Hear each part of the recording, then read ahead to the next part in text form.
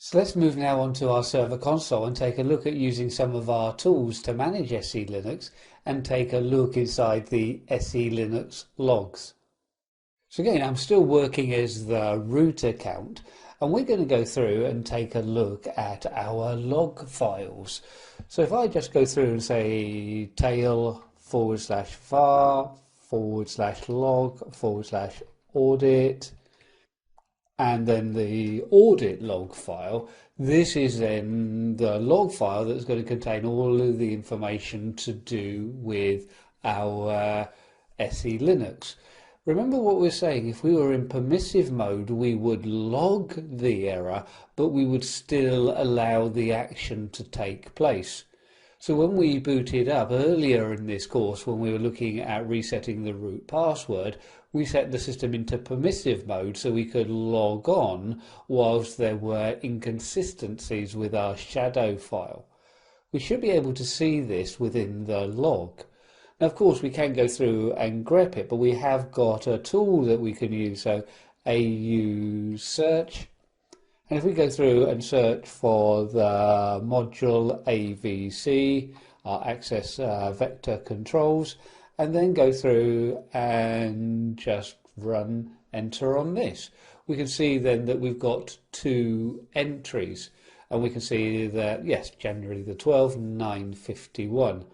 And when we take a look at it, we've got an access denied read, and we've got an access denied get attribute.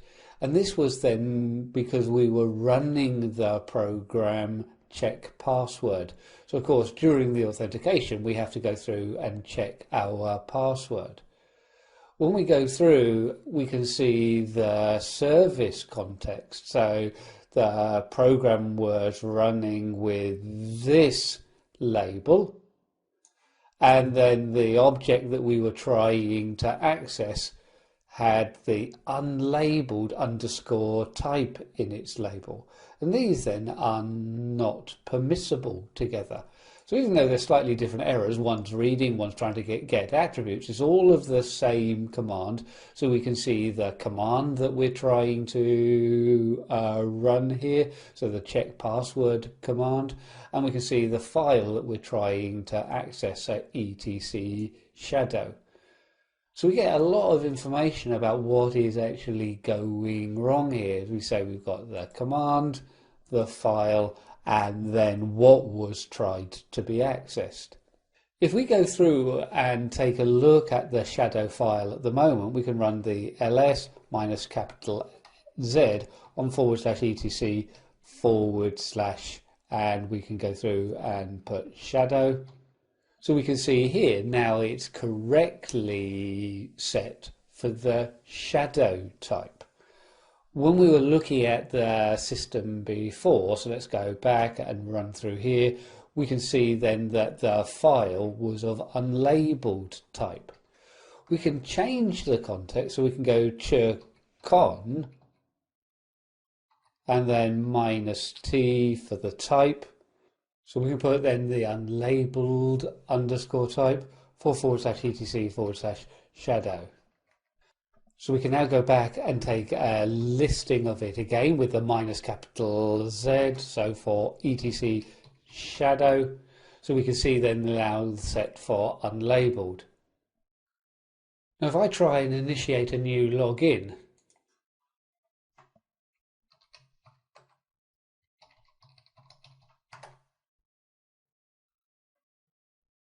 we can see that we're getting access denied at the moment. So let's just go through and close this window out. If we go through and check our log again, so if I just go back and use my AU search, so we can see now that we've got more messages coming in for Friday the 22nd, but we can also go through and use now the -TS for our timestamp and put in recent. So we can see then just the ones that have occurred now. So we can see here on Friday the 22nd that again we're using the check password command, and we were denied read for the command, and again we're getting that same error with the unlabeled context. Now again, I could use checkon to set it back, but the easiest is actually just to use restore con and then etc/shadow.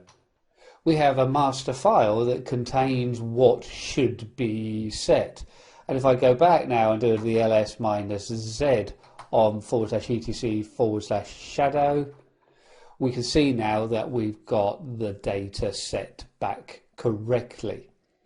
If I want to list the contents, then I can use SELinux, and then we can go through and use the fcontext, the file context subcommand, and use -l for list.